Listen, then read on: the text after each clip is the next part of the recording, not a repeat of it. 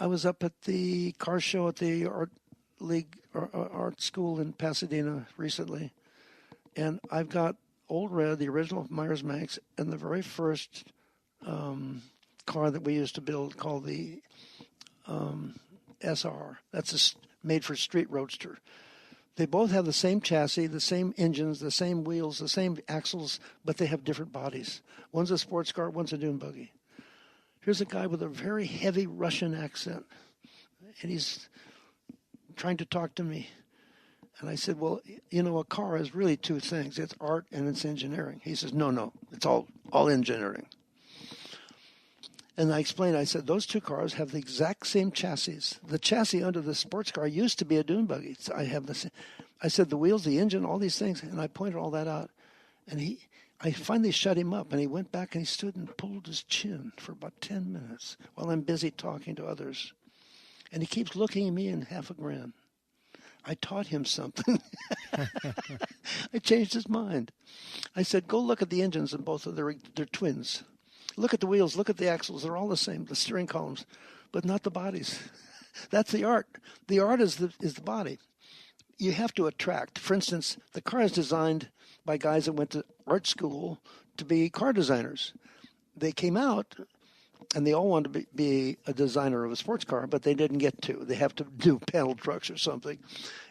And so working in an atmosphere of the art studio in the big factories where they come from, are the designers, and it's in an art-like place. Now, there's another old man or two old guys that watch over the young guys. The young guys are full of ideas. Most of them aren't useful ideas, but the old man watches for new ideas because that's what they're trying to do, is to find something to be competitive with the other company. And so the car is designed, they have to know certain things. It has an engine in the front or the rear or the middle or whatever. It's got to be a two-door or four-door or whatever it's going to be, they know that. So they design to that end. Now the car is now created by a bunch of artists. It's handed to engineers that make it tight, doesn't leak, doesn't rattle, goes like hell, comes back out and goes back into the automotive showroom, another more artistic place. Mom and the kids like it because it's beautiful. Dad drives it, it goes like hell. He's happy with it because it's engineeringly right. So you see, it's a combination, back and forth. And most people only see it as just nuts and bolts. And the nuts and bolts are the guys, off-road racing is 99% nuts and bolts, maybe 100%, I don't know. But I see it that way. I've always seen it that way. The artistic side is what opens the door, keeps you interested. What it does mechanically, that's for the engineers to figure out. I'm not a great engineer, but I have a sense of the basics. My father, when I was a little kid, said we stopped for a train that was crossing a train trestle. And he says, when the train goes over, what's in compression and what's under tension? To a 10 or 12-year-old kid, I don't know, Dad, what? He says, well, the bottom is under tension. The top is under compression. These uprights give it the girth, the muscle. The angular ones keep it from parallelogramming. See, now he taught all me that when I was a little kid.